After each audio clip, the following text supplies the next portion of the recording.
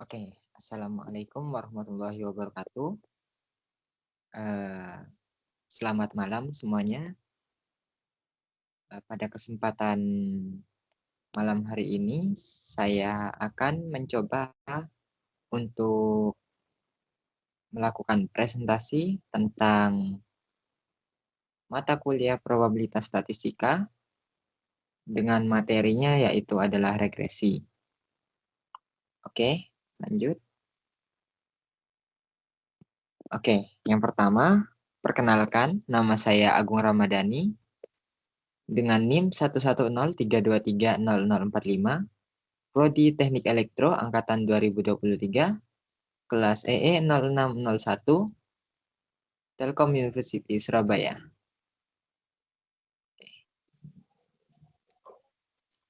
Oke, latar belakang. Dalam kehidupan sehari-hari, seringkali dihadapkan dengan berbagai macam kejadian yang ternyata beberapa kejadian tersebut punya hubungan yang saling terkait satu dengan yang lainnya. Akibat dari pengaruh itu berbeda-beda juga. Ada yang berpengaruh positif dan ada juga yang berpengaruh negatif.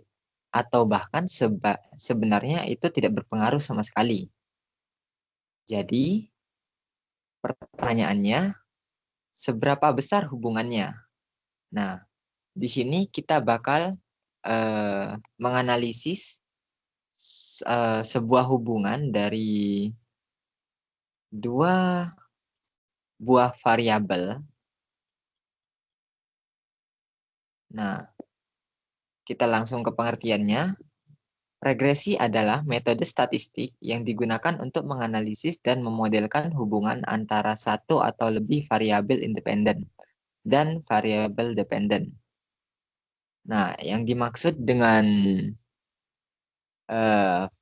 regresi itu, dia itu adalah suatu metode untuk menganalisis serta memodelkan hubungan beberapa variabel yang terdiri dari variabel independen atau prediktor dan juga variabel respon atau dependent. Nah, tujuannya buat apa? Nah, yang pertama itu ada memahami hubungan antar variabel. Yang kedua itu membuat prediksi nilai variabel dependent berdasarkan nilai variabel independen.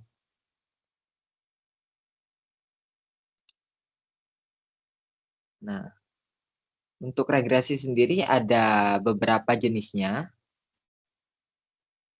Yang pertama itu ada regresi linear sederhana. Yang kedua ada regresi linear berganda. Yang ketiga ada regresi nonlinear.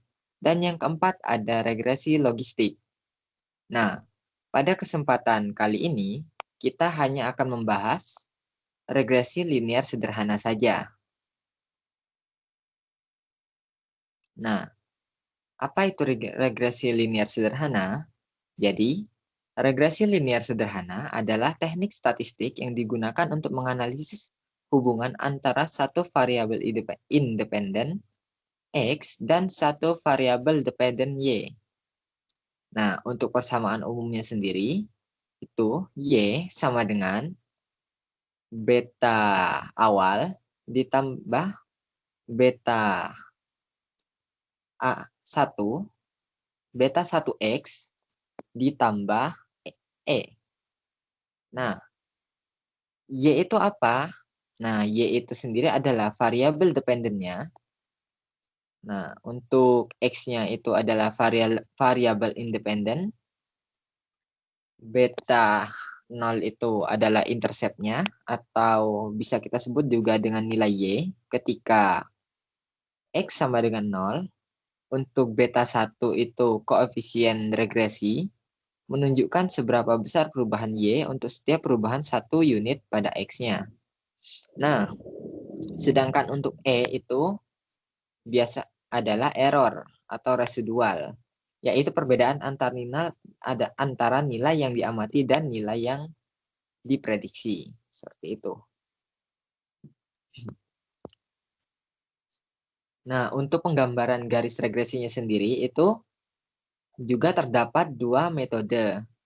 Nah, metode yang pertama itu ada metode diagram berserak atau the scatter diagram. Dan yang kedua ada metode jumlah kuadrat terkecil atau the least squares method. Nah, yang pertama ada diagram scatter. Metode diagram scatter atau diagram pencar digunakan untuk memvisualisasikan hubungan antara dua variabel acak. Nah, bisa kita lihat pada diagram di samping. Ini ada sumbu X yang merepresentasikan variabel independen dan sumbu Y yang merepresentasikan variabel dependen. Dan titik-titik yang berada dalam diagram ini itu menunjukkan pasangan data dari X dan Y. Seperti itu. Jadi, kita memetakan atau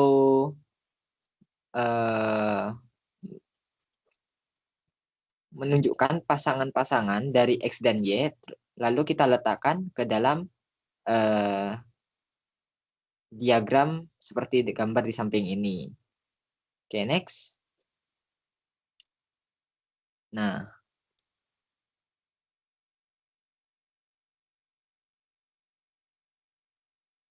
langkah-langkah membuat diagram scatter yang pertama itu adalah kita harus menentukan pasangan data dari X dan Y-nya.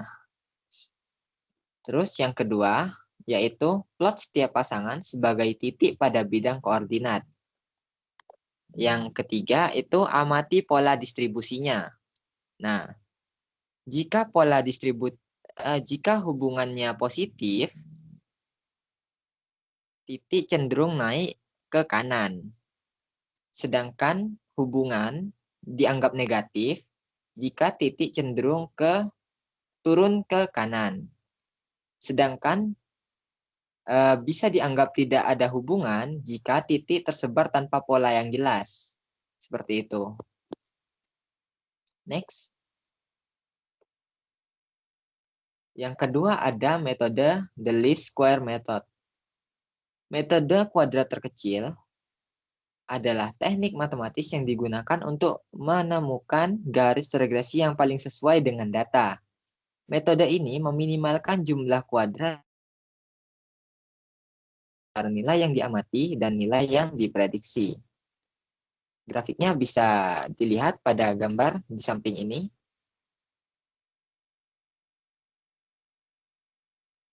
Nah, untuk rumusnya sendiri, untuk mencari koefisien regresinya, kita bisa rumuskan seperti ini. B sama dengan N sigma XI YI dikurangi sigma XI dikali sigma YI dibagi N sigma XI kuadrat dikurangi sigma XI kuadrat. Seperti itu. Untuk mencari interceptnya atau beta nolnya, kita dapat menggunakan rumus B0 sama dengan sigma YI dikali sigma XI kuadrat dikurangi sigma XI dikali sigma XI kali XY dikali YI dibagi N sigma XI kuadrat dikurangi sigma XI kuadrat. Atau bisa kita singkat menjadi B0 sama dengan Y rata-rata dikurangi B1 dikali X rata-rata. Nah, kita masuk ke contoh soal. Misalkan diambil 10 mobil secara acak. Kemudian dicatat jarak tempuh yang sudah dijalani mobil dalam 1000 km dan diukur emisi HC-nya dalam ppm. Pertanyaannya, A. Tentukan persamaan regresinya. Dan B, dari persamaan regresi pada saat jarak tempuh 60.000 kilometer, berapa besar emisi HC yang dihasilkan? Nah, untuk datanya sendiri ada di tabel sebelah. Oke, kita langsung masuk ke pembahasannya. Nah, untuk yang pertama yang kita lakukan adalah melakukan pembuatan diagram untuk agar lebih mudah dalam mengamati persebarannya seperti itu. Mengamati X dan Y-nya. Dan dari grafik ini kita dapat menyimpulkan bahwa grafik itu data tersebut memiliki hubungan yang positif karena dia mengarah ke atas seperti itu. Nah, next. Nah, setelah itu kita dapat menghitung XI dikali YI-nya dan juga X kuadratnya. Seperti pada tabel berikut ini. Lalu setelah kita hitung, kita totalkan semua. Dari jarak kita totalkan semua. Yang dapat kita temukan, yaitu ada 646. Untuk emisinya, itu jika ditotal, kita mendapatkan 7.301. Dan untuk XI kali YI-nya, jika ditotal itu kita dapatkan adalah 496.125. Sedangkan untuk sigma atau total XI kuadrat kita dapatkan adalah 46.274. Nah, lalu kita cari Y rata-ratanya dengan cara total dari Y dibagi dengan banyaknya Y tersebut, yaitu 7.301 dibagi dengan 10. Kita dapatkan hasilnya adalah 730,1. Sedangkan untuk rata-rata X-nya dapat kita cari juga dengan cara sigma X dibagi dengan N atau jumlah dari X tersebut, yaitu 646 dibagi 10. Kita dapatkan hasilnya adalah 64,6. Oke.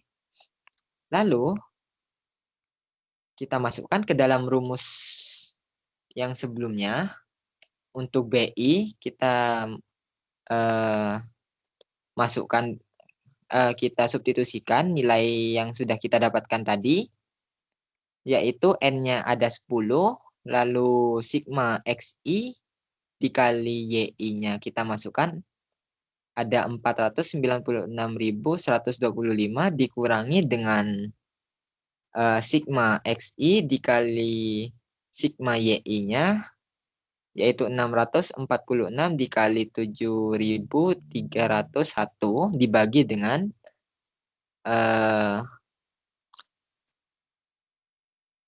10 dikali 46.274 dikurangi 646 pangkat 2. Nah, setelah kita hitung, kita dapatkan hasilnya yaitu adalah 5,3893 untuk B1-nya. Nah, untuk B0-nya kita substitusikan juga nilai yang sudah kita dapat sebelumnya. Dan kita dapatkan bahwa hasilnya adalah 381,95. Atau bisa kita masukkan ke dalam rumus yang sebelumnya, yaitu B0 sama dengan Y rata-rata dikurangi B1 dikali X rata-rata. Nah, ternyata hasilnya sama ya. Kita dapatkan hasilnya adalah 381,95. Nah, sehingga persamaan regresi Y-nya sama dengan 381,95 ditambah 5,3893 X. Seperti itu. Nah, dari sini dapat kita artikan bahwa diketahui nilai koefisien regresi dari variabel jarak X adalah 5,3893, yakni bernilai positif. Hal ini berarti jarak X berpengaruh positif terhadap emisi Y, sama seperti pada pada grafik sebelumnya ya. Dari grafik sebelumnya sudah terlihat bahwa memang hasilnya positif karena mengarah ke kanan atas seperti itu. Oke, untuk yang pertanyaan B, nah dari persamaan regresi sebelumnya itu, maka saat jarak tempuhnya adalah 60.000 kilometer, Y sama dengan 381,95 ditambah 5,3893 X. Nah, kita substitusikan untuk jarak tempuhnya yaitu 60, kita masukkan ke dalam persamaannya. Nah, setelah itu kita dapatkan hasilnya yaitu adalah 705,308. Sehingga pada jarak tempuh 60.000 kilometer,